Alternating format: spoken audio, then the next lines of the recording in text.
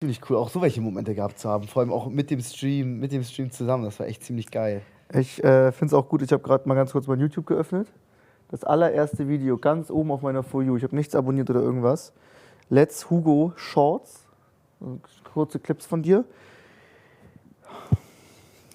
Ein Buch kostet 4 Euro. Wie viel kosten 9 Bücher? Deine Antwort war 7,20 Euro, um das vorwegzunehmen. Und der Titel von dem Short, ist das dein offizieller Kanal?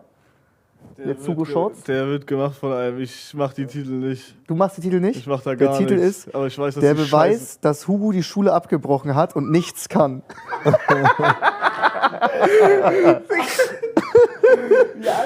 der macht immer richtige Scheißtitel.